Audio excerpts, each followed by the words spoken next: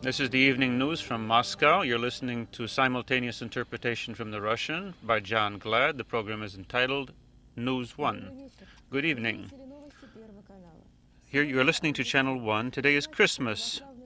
That means that the Orthodox Christians are hoping and forgetting their problems and they're remembering the 10 Commandments. Thou shalt not kill, love thy neighbor, thou shalt not steal.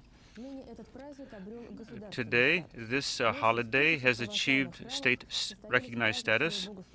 There are thousands of services being celebrated today on the occasion of Christmas. The Patriarch of Moscow, Alexei II, in the Yolokhova Moscow Cathedral, served the Christmas Eve service. He said that the spiritual renaissance of Russia was marked by a spiritual revival of all aspects of our life. The Russian Orthodox Church has declared 92 to be a holiday anniversary of the 600th anniversary of the birth of Saint Sergei Radonежский. This Christmas was also celebrated by Old Believers, the Evangelists, the Baptists, who are likewise celebrating Christmas under the Orthodox date. President Yeltsin came to the Christmas Eve service in Izmailova. Boris Nikolaevich wished all Orthodox people goodness and well-being. This logo means News 1. Christmas in Tbilisi was marked by dramatic events. In the second half of the day, the situation changed radically. It all began with a meeting at the railroad station square. 5,000 supporters of Gamsahurdia gathered there. They called for civil disobedience. The participants marched through the streets of Tbilisi, and not far from the center, someone threw smoke bombs, which fell before the marchers. Then there was brief, short automatic weapons fire. According to France Press, there were people killed and people wounded. By evening, the participants in the meeting, the demonstration split up. The opposition has power and said they would greet and welcome the participation of Shevardnadze in the governmental process. Shevardnadze said he would be happy to help in the establishment of democracy in Georgia. He wished his countrymen that they might take up a path of democracy and international peace. We have just learned that yesterday Edward Shevardnadze spoke with members of the provisional government, the Sigwa, Ioseliane, and Shashinidze. As for the fate of President Gamsahurdia, according to the Georgian embassy in Moscow, he is in Ijevan in Armenia. We have learned likewise that in Ijevan there will be direct negotiations on the fate of Gamsahurdia. An hour ago, in the embassy of Armenia, we were told that Gamsahurdia had refused to meet with the representatives of the coup committee. More than 90 persons have been wounded in the coup, and more than 500 have been wounded. A few minutes ago, our correspondent Petuch Raidze just came back from Tbilisi. Here is the film which she shot. I think that it does not need any comments.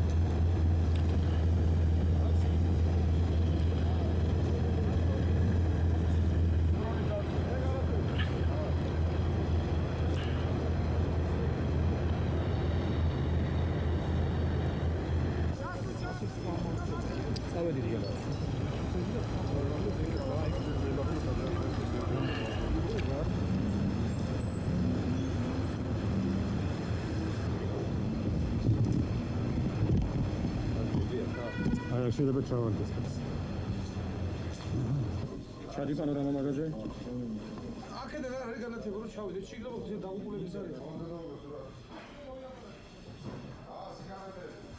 voices here are in Georgian.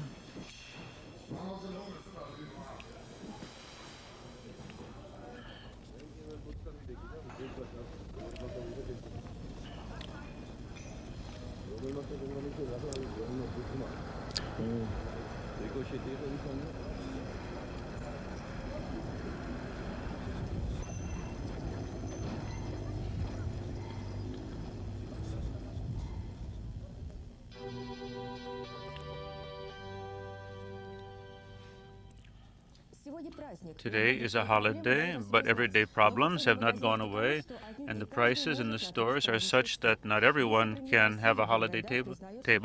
Vice President of Russia, Yegor Gaidov, said that not everyone knew how to pull off a reform. The prices are out of control. The reason we have this part of our program is that we had a call from an old woman who saw prices raised 3 times what she stood in line, from 1 ruble 90 kopecks for a liter to 350. They said that these were prices arranged by agreement, but whom are they agreeing with? First, the producer has sets its own prices. Then there is an add-on for processing and packaging, and then the stores should add 15%. The stores do not have the right to raise their prices anymore. Remember that. We are frightened by the initial prices demanded by Moscow Oblast from the city. This is 80 rubles for a kilogram of sour cream, 4 rubles for milk, and 50 rubles for cottage cheese. But that's the market. Is there any limit to this, Tanya?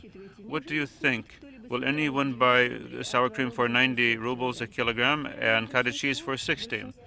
I think that the majority of people with their current salaries cannot permit themselves to buy these things, even 200 grams. These are items which quickly spoil. After 2 days, they'll be worthless. What do you do then? If we have time, within a day, we can send a telephone cable and ask that the goods be written off, and then no one will get the goods. The Ostankino region will suffer, and we will suffer.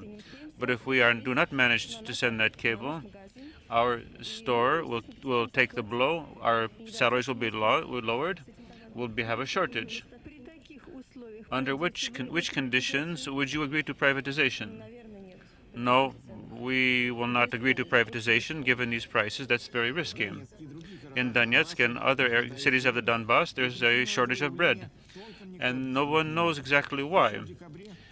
In December, the prices on basic foodstuffs were lower than other cities, but today they are record-setting prices. On the 8th of January, we should have beef at 80 rubles a kilogram, although at the market the prices were only 50 rubles. Instead of the usual 500 tons of sausage which are normally sold, only a few kilograms are being sold. On the 10th of January, there will be coupons. The miners are demanding a larger amount of coupons. They're setting initial salaries for the miners of 8,000 rubles per month, under the condition that a ton of coal will be sold for 1,500 rubles. But in the strike committee, they consider that a miner should receive 17,000 rubles a month. With the introduction of coupons, the ruble will lose its significance in Ukraine.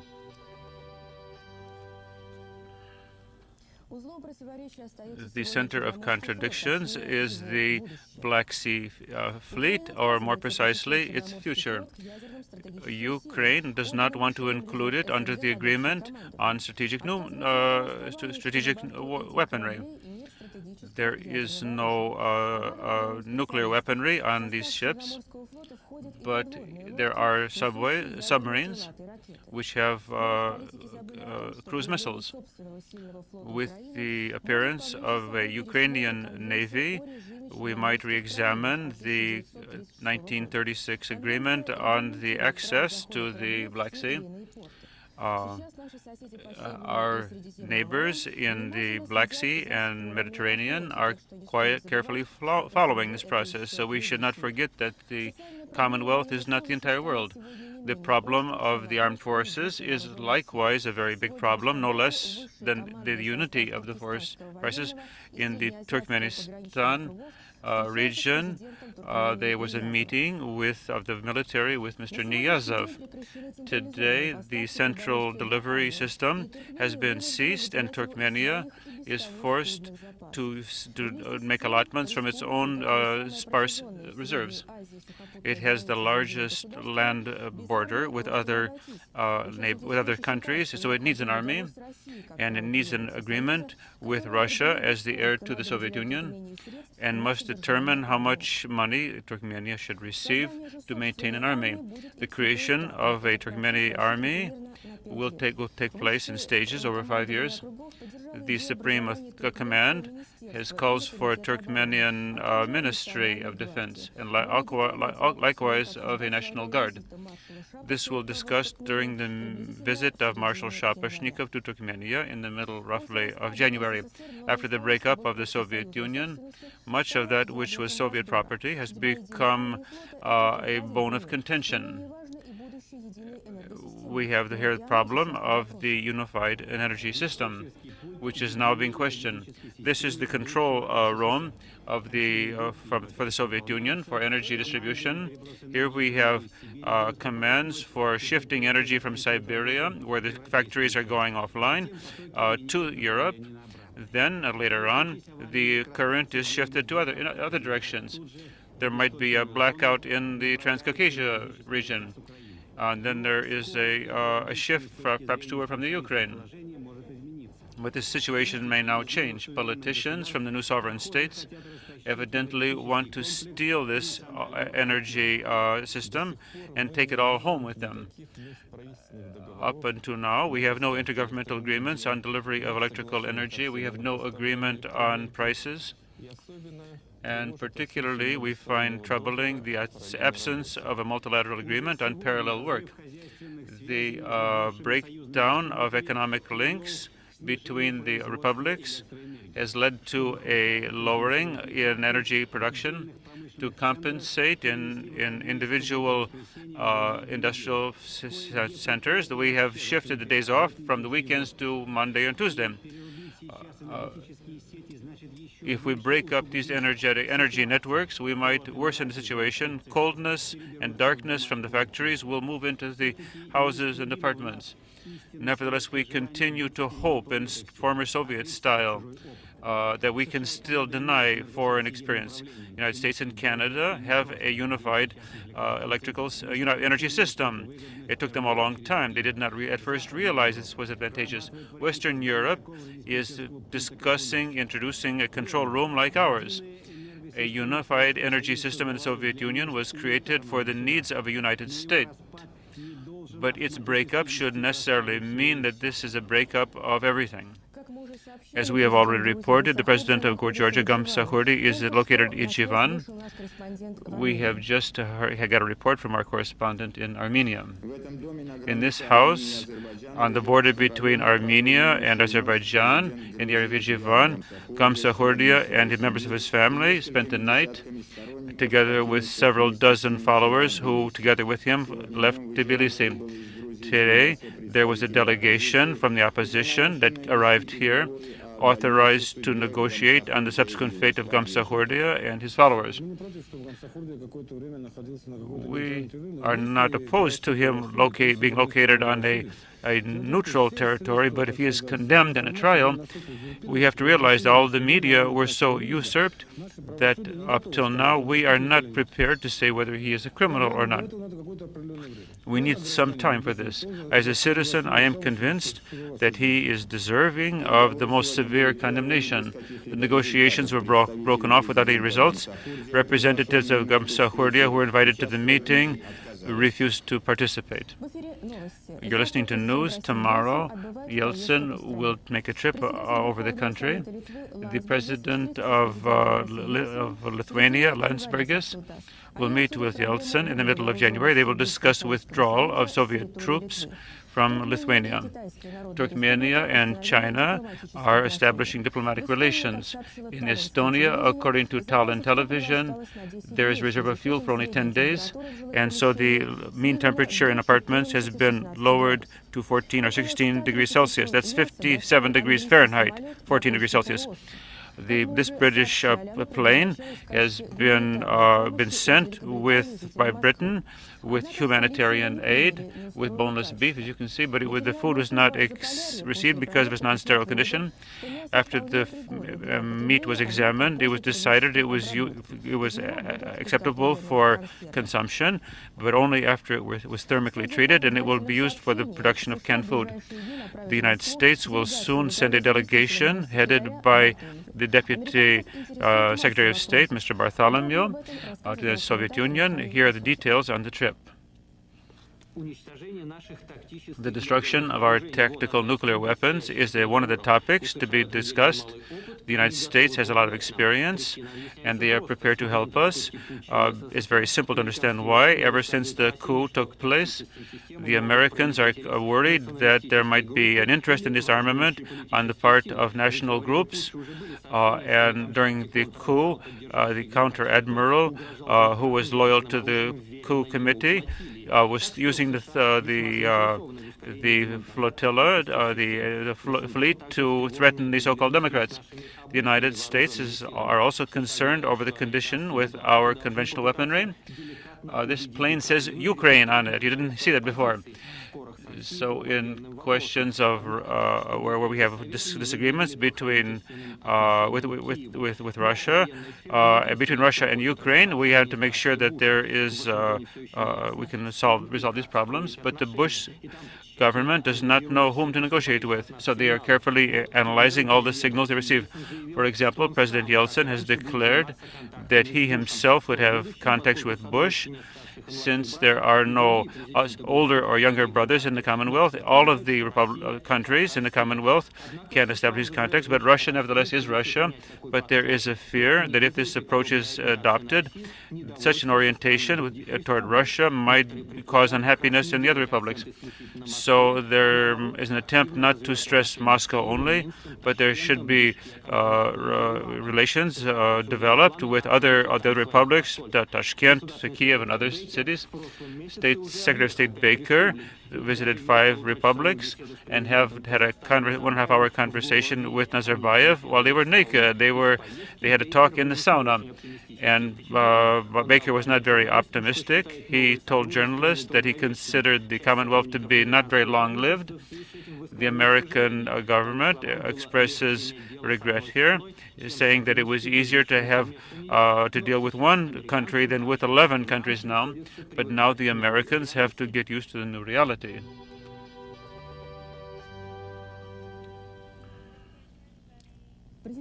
President of the United States, Bush, arrived in Japan today with an official visit.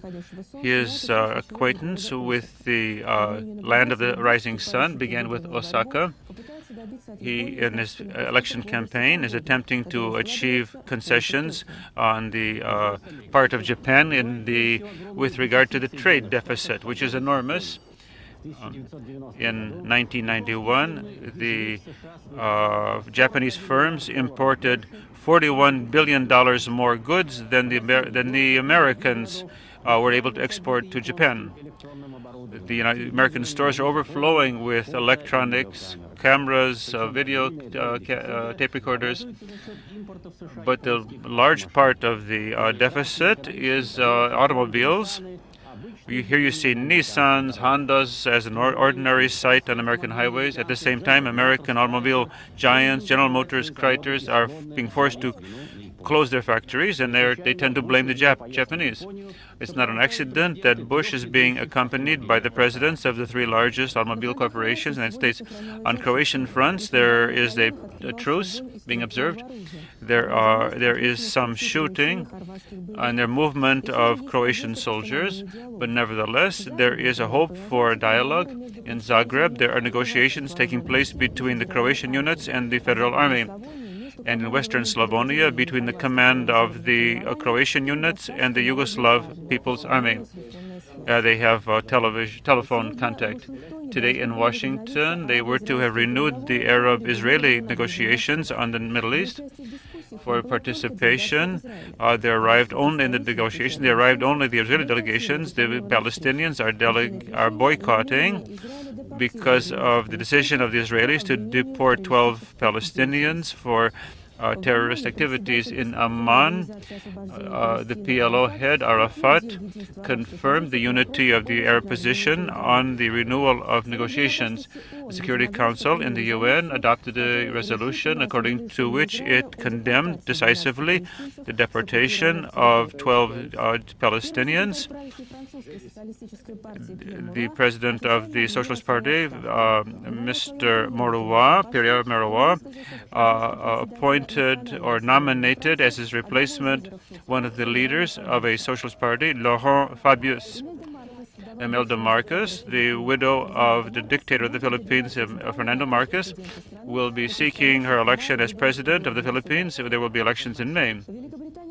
In Britain, Britain will send supplemental troops to Northern Ireland because the situation has gotten more severe in that province. In the last 24 hours, there are 2 buildings of 2 large firms have been blown up. 30 persons have died during a hurricane which struck Rio de Janeiro. The southern regions were particularly hard hit. Thousands of buildings were destroyed. Power lines are down. Automobiles are turned over. In New York, the presentation of the first everyday video telephone was done. This is an apparatus which permits telephone callers. This existed for dozens of years, but this particular telephone can be hooked up to a normal telephone line, but you have to have 2 telephones to have such a talk. The phone will be sold outside the United States. American specialists see no technical reason for the phone not to be usable in the former Soviet Union.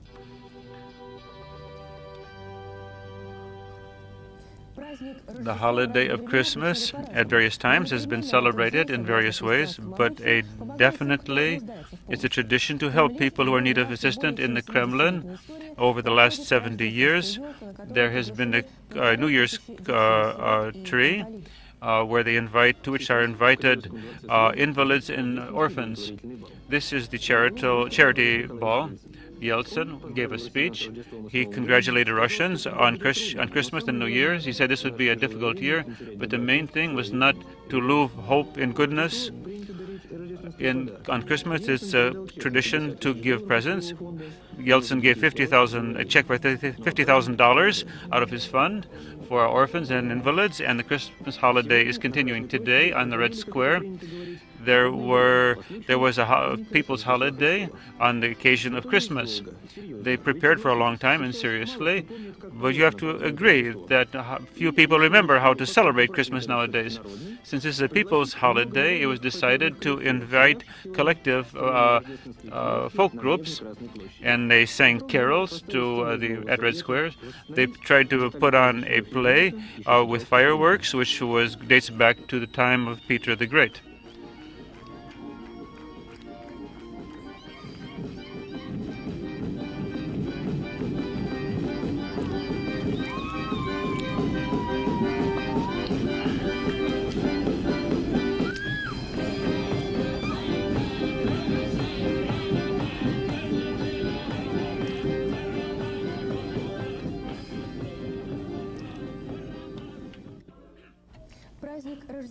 Christmas is the birthday of the Son of God, and we celebrate it on the night between the 6th and the 7th of January, and thus this is dedicated to new mothers and their children.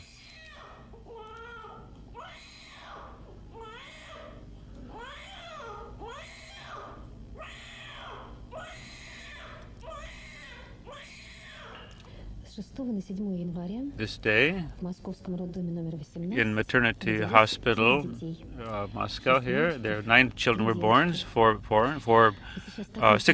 boys and 3 girls. In this difficult time, aren't you afraid for your child?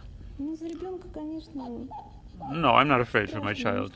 Well, maybe I am afraid, but what can I do? Aren't you afraid he might suffer? This happens to everybody in life. I think that every generation has its suffering. So what would you wish for your child if he has to suffer a lot in life? I hope that he endures them with dignity. What did you think when you were waiting for your child to come? I was wondering what he would be like. How did you imagine he would be?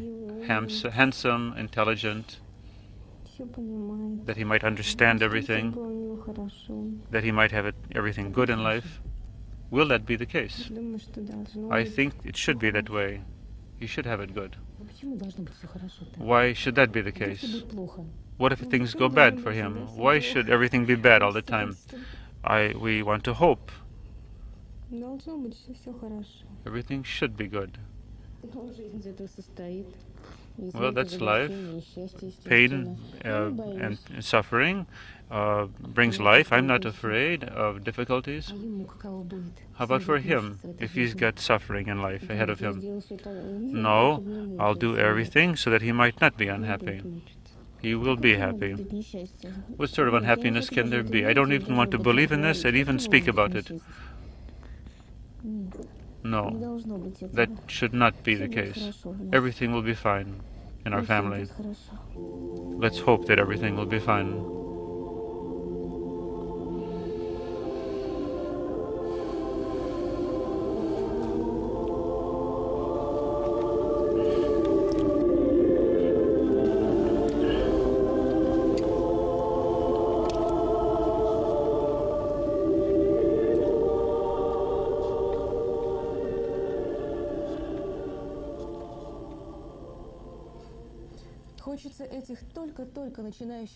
We want to wish these young new people, and we quote to them the words of the Bible: the evil man will do evil, but the good man will do good. We're not going to have the sports and the weather, but I'm saying goodbye to you now. You have peace and happiness. This is Sports coming up. You're listening to simultaneous interpretation from the Russian by John Glad. Good evening. In Italy, we have had the most representative chess tournament in the world. The victor was the Grand Master from India, Vishinaman Anand. He won over Alexander Belavsky. He has now 6 points. His two basic opponents, Garry Kasparov and Boris Gelfand, have 5.5 points each. In the last matches, they played ties against Alexei Khalifman and Anatoly Karpov. Karpov has 5 points. In field hockey, our team in Finland has won its meet 8-3. From Switzerland, we learned that 170 countries will take place in the Summer Olympics in Barcelona. That's 10 more than in Seoul. According to the Olympic Committee, they might discuss the question of the participation of the 12 republics of the former Soviet Union. The 3 Baltic states have already been accepted and can send their representatives to the games. The two-time champion, Alberto Tampa, is leading in the competition for the World Cup. He has 800 points, way ahead of his nearest competitor, Paolo Accolo from Switzerland. Only an unfortunate accident could stop him from winning in Albertville. We have the 7th stage of the yacht competition, the Flying Dutchman in New Zealand. After 6 races, the Americans Paul Forster and Steve Boldreau are winning. The Thierry brothers and Vincent Berger didn't even come into the top 10 here. But in the total points, they're not far behind the Americans. Number 13 has been fateful for many people. And in the Rally Paris Cape Town, Gilles Lallet ran into an ambulance and died. His countryman, Jean-Christophe Wagner, was seriously wounded. Of our 4 KAMAZ machines, 3 are continuing. They're approaching Pointe Noire. You'll get the details at our program at 9:57 p.m. In the Italian championship on soccer, Milan beat Naples 5-0. Van Basten distinguished himself by putting in a very pretty goal. And so now he's leading with a total of 10 goals. Ridley is also doing very well. He plays for the Lancers. And Milan now has 25 points. Is playing against Revengers. Revengers played 1-0 against Parm, 1-0. We have a lot of games from America, baseball, basketball. And now we see cricket here. This is a meeting between Pakistan and Sri Lanka. Pakistan won the match. It's interesting to observe, but it's unfortunate that we're forgetting the popular people's game called La.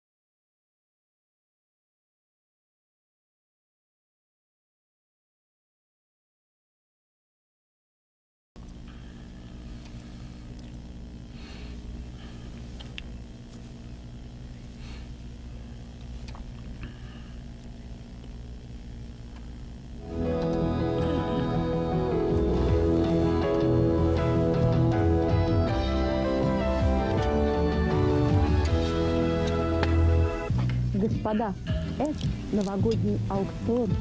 13 января Московская центральная фондовая биржа, биржа металлов и межрегиональная универсальная товарная биржа проводят аукцион по продаже акций и брокерских мест.